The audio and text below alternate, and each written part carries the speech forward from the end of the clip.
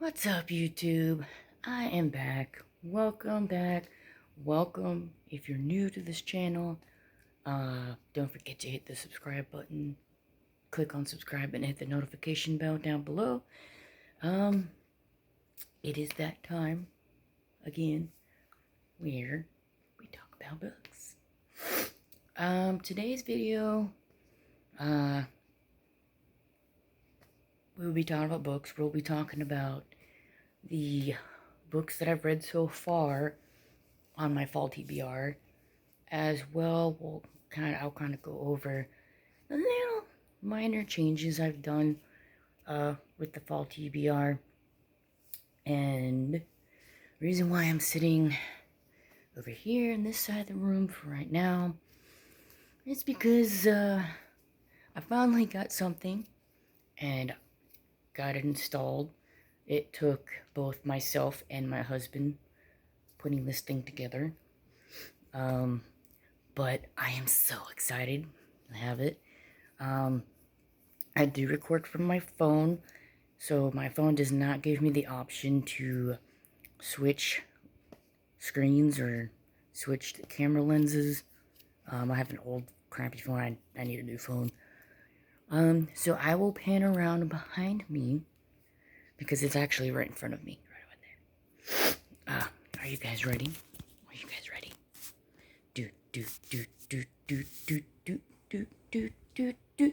Ta-da!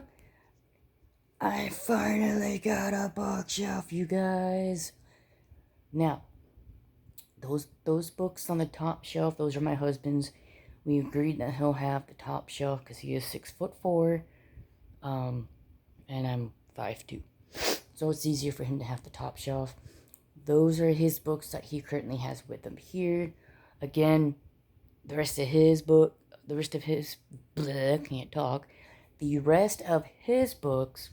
are with the rest of mine still in storage in Florida.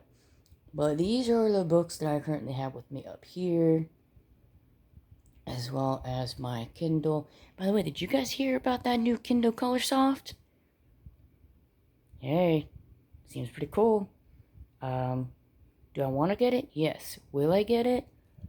Maybe, but not when it comes out this month. I want to wait a bit until other people get it and they make the reviews, see what they think about it first. No, I'd have to save money to get it. But yeah, that's my bookshelf. Did I read any of these books? Yes, I have. Maybe I'll do a video where I'll show you a bit closer the books on my shelves and the ones that I have read so far that are on this shelf. Not very many that I've read that's on this shelf. But making progress, definitely making progress. Anywho, let's go move to the other side of the room so I can put my phone up and we can discuss the books. So, while I get situated over here, I'll talk with you guys here for a bit. Slide my phone there. Okay. Hands first. And here's Simba. He wasn't feeling well this morning. He seems to be doing better now. Thank God. Simba, you want to be in the video? You gotta stay right there, okay? You stay right there. So, I got my tablet, and I got my binder where I have the lists of the books read. This is what I'm using as my reading journal. I do want to ask you guys, what reading journals do you recommend that you think is the best? I do want to get my own reading journal eventually and stop using this dang binder because I'm running out of pages in here and I don't currently own a printer to make more copies. So yeah, if you know of any good book journals or reading journals, go ahead and please comment down below. If you have a link to them, that's even better. Yeah, so let's go ahead and keep going. Let me go back here to my listy list. Alright, so I'm gonna put this like this because I have to flip through my notes too at the same time. The first book that I read, let's see if I get to the page here. Here we go. And I'm gonna go ahead and show you a book cover at the same time. Why I wasn't prepared ahead of time, I don't know. But I figured, now that we're getting towards the end of October, I can go ahead and start going over, talking about the books that I have read so far. While I get to the book cover here, my original plan was I had, let's see, 5 books planned for the month of October, and then November has, I put 4 down for November. I gotta kind of like flashback. Well, what is not? Oh, for the love of cheese.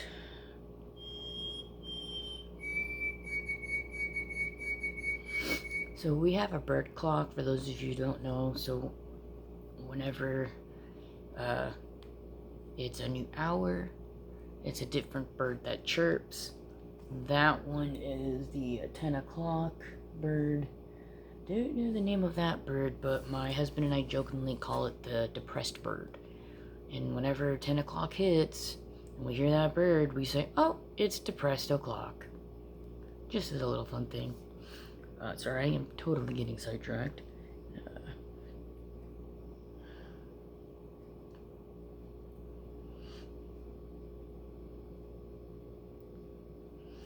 Alright.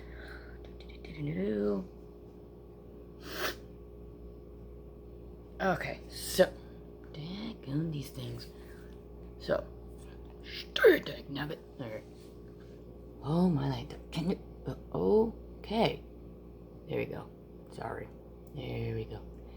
So it is The Witness by Nora Roberts. Now, this book was about a young girl. Her name is Elizabeth, and her mom is a very, how should I put this?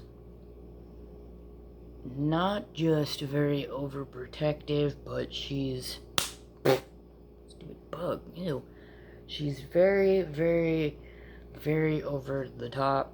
Elizabeth herself, she's very bright, she does very well in school. She's still like high school age, but she's taking college courses already. Per her mother's instructions, her mother is a very well-known surgeon in this hospital, and her mom believes that Elizabeth is going to graduate high school, she's going to go to pre-med, then go to med school and become a surgeon just like her mom. That's the plan. She has to go based on what her mother wants. Her mother has her schedule, what classes she can take, what classes she cannot take, what foods she can eat, what foods she can't eat. She's got a schedule of what time of the day she eats her breakfast, lunch, dinner, snacks, what time she studies. She just has a whole schedule that she has to follow every single day. And her mom is one of those moms that you try to talk to and it goes through one ear, not the other, kind of thing. And yeah, I didn't like her mom very much. But the story begins, the mom ends up leaving for a business trip, I believe it was. And so that particular night, Elizabeth meets a girl from school, and they go out partying, and they kind of go to a bar, and they drink. They meet 2 guys, Russian guys that claim to be cousins, that are part owners of said bar. They go back to their place, and Elizabeth is not feeling well. She steps outside to get some fresh air in the backyard. While she's outside, she hears a commotion. She looks in, and she witnesses not only one of the guys that brought her home getting murdered, but her best friend is also murdered. And so she bolts out, running out the door, like, see ya, bye, Felicia. And so the whole story is basically her on the run because the killers was part of a Russian mafia. And so she starts out in like the witness protection. That doesn't go well. So basically it's just her story of being on the run, trying to hide, keep yourself hidden. So this particular book, I gave it 3.5 stars. And I'll explain why. The story itself, I liked it. It was written pretty well. It was going at a great pace. The writing was great. But then after page 200, all of a sudden you're reading a point of view of a man who's the chief of police, and his name is Brooks. And from there, it just completely threw me off. I was confused. I was wondering, like, what the heck just happened to what I was just reading? What's going on? And then it started slowing down and just dragging and dragging. And I was just dying to get done with the book.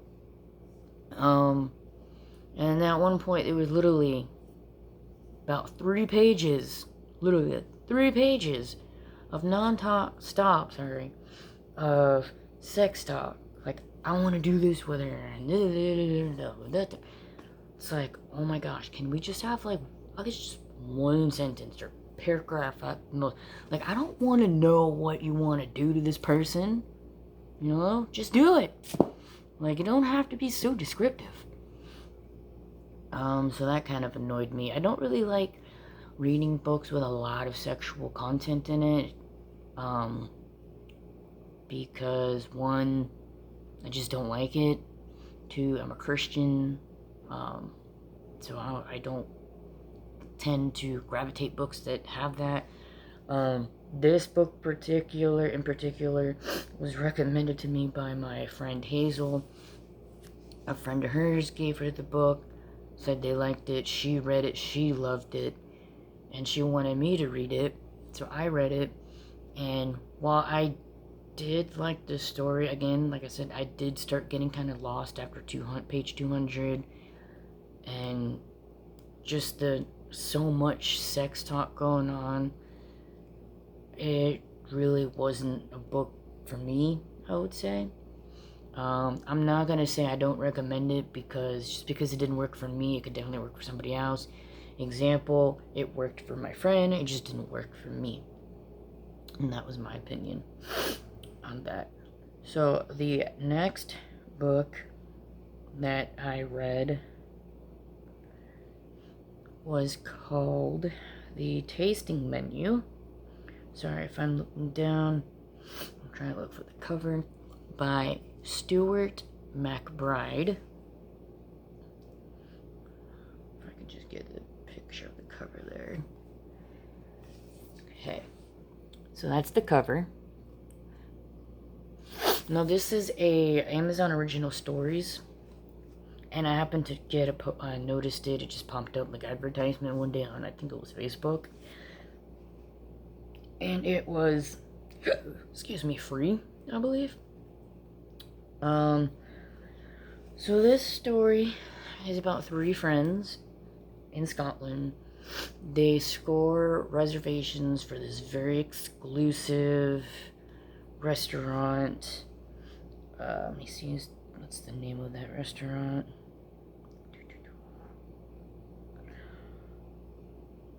Okay, it doesn't have the name of the restaurant. It was like a really weird name. And so they have to get to this restaurant by boat because it's in like a private island on the Scottish Highlands. So they get there, and so far, beginning, things are going great. They get their own little table, getting several course meals, and the food is delicious, perfect. And then things get weird. One of the friends ends up disappearing, and then after they disappear, the other two friends get told by the restaurant manager that their friend died. That he had a heart attack, and they rushed to the hospital and died. Yeah. That didn't really happen, and there was a big twist. Well, several twists. I gave this book 4 stars. I did like the story.